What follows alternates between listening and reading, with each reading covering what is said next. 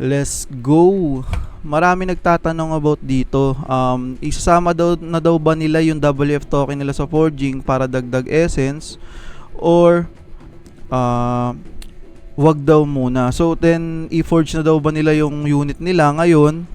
Kasi may nagsasabi wag daw muna kasi 4 weeks pa naman daw yung pinaka deadline nitong forging. Then may nagsasabi din na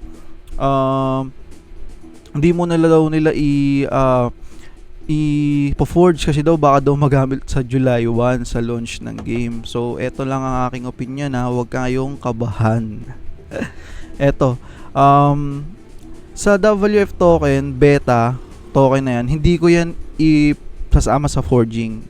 Sa akin lang hindi ko isasama yan sa forging since need natin yan pambili na itong battle pass, premium battle pass. Sa launch kasi ng game, wala na tong 15 days, 3 wins.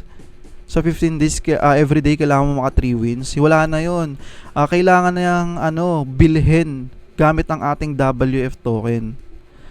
Kaya hindi ko siya i-forge kasi ihayaan ko siya ma-convert ng 4:1 para pambili ko ng premium battle pass. 'Di ba? Kung wala naman daw silang mainnet kasi ako nakabili ako sila kung wala naman silang mainnet gusto nila isama sa forging para magkaroon ng essence makabili ng magandang unit o mga box. So sa inyo naman yun, kayo bahala. Kung hindi pa sapat yung beta units nyo para sa forging, yung essence points nyo, sige, pero ang baba lang kasi ng bigay niyan, 'di ba, sa essence. 'Di ba? May mas chance ka pa makakuha dito sa battle pass, magamit mo yun sa battle pass may chance tuloy. Mas maganda pa na gamitin siya sa battle pass. Pero kayo, kung gusto niyo makakuha ng magagandang laman ng chest sa pagbilis dito sa essence na parating na shop dito sa essence. So ayun lang naman sa WF beta token. So sa dito sa mga beta units natin, ang sabi daw nila, di daw muna nila gagamitin para daw di daw muna nila i-forge, baka daw magamit pa sa July. No, meron ng announcement diyan sa Discord na hindi na talaga 'yan magagamit dito sa launch sa July. So ang gagawin diyan, para doon naman talaga yung forging para diyan sa mga beta units natin. So kung nakompleto nyo na yung battle pass nyo, nakompleto nyo na, na-level up nyo na, kasi kailangan, maganda or kailangan talaga i-level up yung mga ating mga units para masama yung coins and shards, masama siya sa forging, pag i-forge sa atin sa website.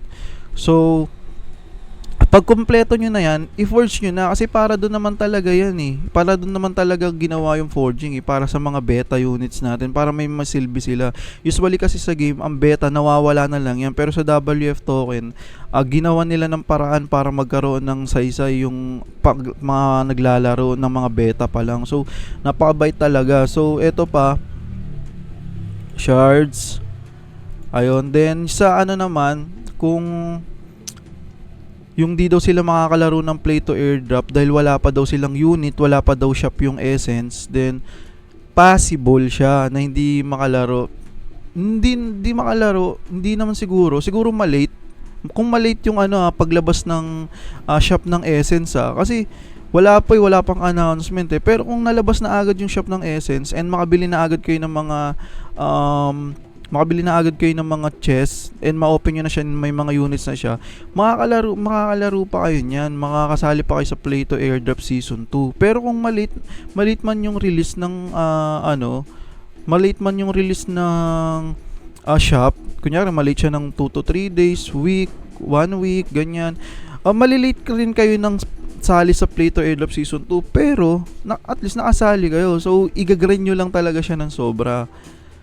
Yun lang. So i-forge, once tapos na kayo sa lahat, i-forge nyo na yan.